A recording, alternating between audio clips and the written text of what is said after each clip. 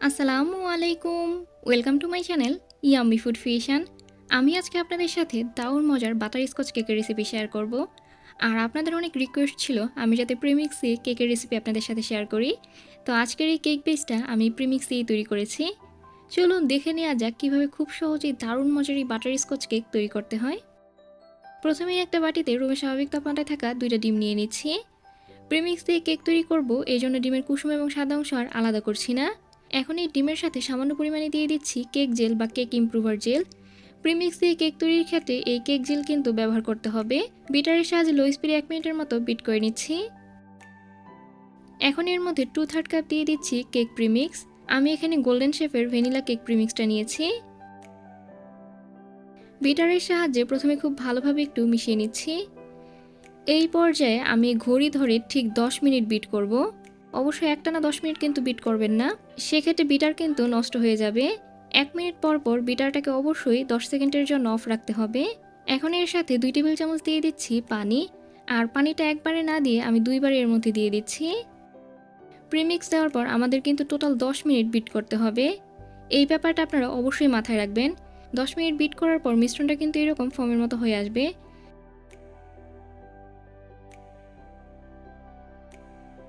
এখন এর মধ্যে 1/2 টেবিল চামচ দিয়ে দিচ্ছি বাটারস্কচ ইমালশন আর 2 ফোঁটা দিয়ে দিচ্ছি ক্যারামেল এসেন্স। 2 টেবিল চামচ দিয়ে দিচ্ছি রান্না করা সয়াবিন তেল। বিটারের সাহায্যে লো স্পিডে 10 সেকেন্ডের জন্য বিট করে নিচ্ছি। মিশিয়ে নেওয়া হয়ে গেছে আমাদের বাটারস্কচ কেকের ব্যাটার এখন পুরোপুরি তৈরি। প্রিমিক্স দিয়ে কেক তৈরি করলে আপনাদের কিন্তু ঠিক এভাবেই তৈরি করতে হবে। আপনারা চাইলে এটাকে নিজের পছন্দ মতো অন্য যে কোনো ফ্লেভারেরও তৈরি করে নিতে পারেন।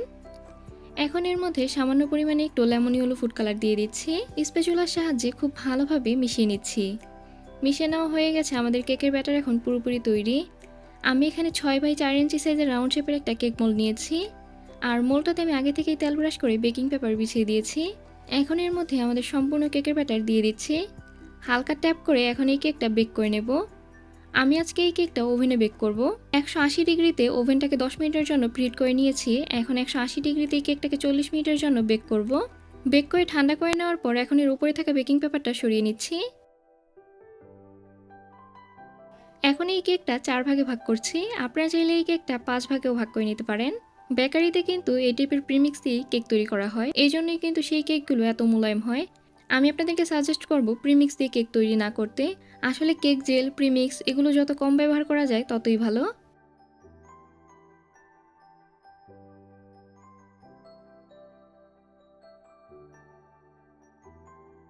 কেকটা 4 ভাগে ভাগ করে নেওয়া হয়ে গেছে। এখন এই কেকের জন্য বাকি সব কিছু রেডি করে নিচ্ছি। যেহেতু বাটারস্কচ কেক করছি, আমাদের কিন্তু ক্যারামেল সস তৈরি করতে হবে। ক্যারামেল সস তৈরি করার জন্য একটা পাত্রে 1/4 কাপ চিনি নিয়ে নিচ্ছি। আর চিনিটা খুব ভালোভাবে চারদিকে ছড়িয়ে দিতে হবে। মিডিয়াম আঁচে চিনিটা ক্যারামেল হয়ে যাওয়া পর্যন্ত অপেক্ষা করছি। চিনিটা পুরোপুরি ক্যারামেল হয়ে গেলে এখন এর মধ্যে 1 টেবিল চামচ দিয়ে দিচ্ছি বাটার। আমি 1/4 কাপ চিনি ব্যবহার করেছি, এজন্য 1/4 কাপ নিয়ে নিচ্ছি হুইপড ক্রিম। আপনারা চাইলে এখানে কুকিং ক্রিমও ব্যবহার করতে পারেন, সেক্ষেত্রে এই ক্যারামেল সসের স্বাদ বেশি ভালো আসবে। 1 চিমটি দিয়ে দিচ্ছি লবণ। এখন এই সব কিছু খুব ভালোভাবে একসাথে মিশিয়ে নিচ্ছি। আমাদের ক্যারামেল সস এখন পুরোপুরি রেডি। চুলা থেকে নামিয়ে ঠান্ডা করে নিচ্ছি।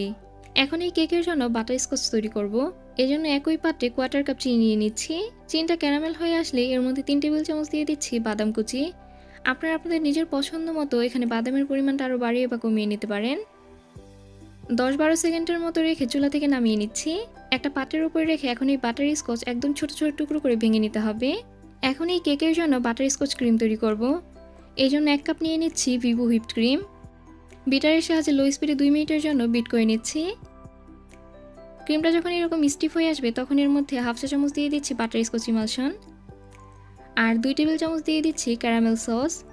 যেহেতু ক্যারামেল সস ব্যবহার করছি, এই জন্য এর মধ্যে কিন্তু আর কোনো ধরনের চিনি ব্যবহার করব না।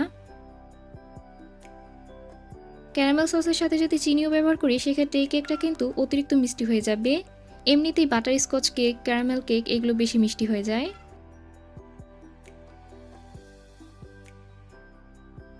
টোটাল 5 মিনিট বিট করার পর ক্রিমটা একদম স্টিফ হয়ে গেছে।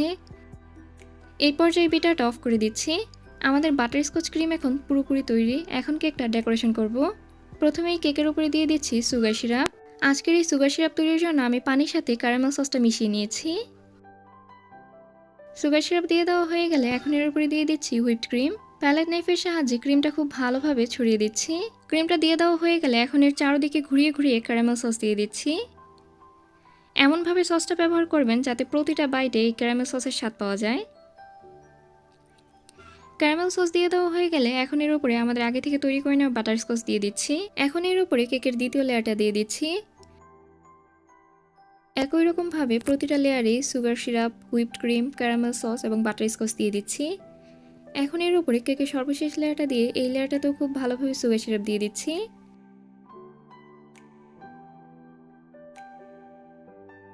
প্যালেট নাইফের সাহায্যে প্রথমে সাইডের এই ক্রিমগুলো সমান করে নিচ্ছি। এখন এই কেকের ওপর এবং চার সাইড ক্রিম দিয়ে খুব ভালোভাবে কভার করে নিচ্ছি।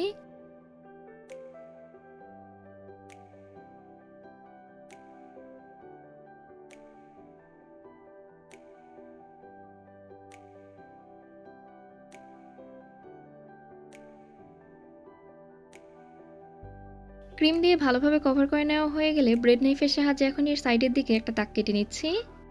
আর ব্রেড নাইফের উল্টো দিকের সাহায্যে কেকের উপরের দিকটা সমান করে নিচ্ছি। 195 নাম্বার নজলের সাহায্যে এখন এই কেকের উপরে ডিজাইন তৈরি করে নিচ্ছি। আপনারা চাইলে 6B নজলের সাহায্যেও কিন্তু এই একই রকম ডিজাইনটা তৈরি করে নিতে পারেন। আর আমি আমার পছন্দ মতো কেকটা ডেকোরেশন করছি। আপনারা আপনাদের পছন্দ মতো যেভাবে ভালো লাগে সেভাবে এই বাটারস্কচ কেক ডেকোরেশন করে নিতে পারেন। এখন একটা গ্লাসের সাহায্যে কেকের মাঝে একটা দাগ কেটে নিচ্ছি। কিছুটা ক্রিম আমি ক্যারামেল সস এবং ব্রাউন কালার মিশিয়ে এই ব্রাউন কালার তৈরি করে নিয়েছি। এখন 15 নম্বর স্টার নজলের সাহায্যে এই দাগের উপর একটা বর্ডার তৈরি করে নিচ্ছি।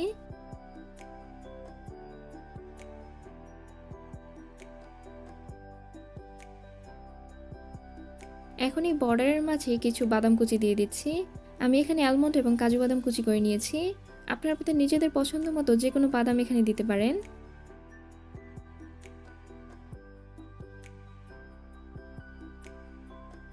এখন এই কেকের সাইডেও একই রকমভাবে বাদাম কুচি দিয়ে দিচ্ছি।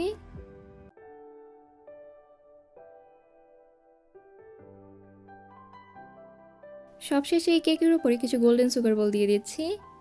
আমাদের বাটারস্কচ কেক এখন পুরোপুরি তৈরি। আমি আপনাদেরকে মেপে দেখিয়ে দিচ্ছি কেকটা কতটুকু হয়েছে। বোর্ড সহ কেকটার ওজন হয়েছে 785 গ্রাম।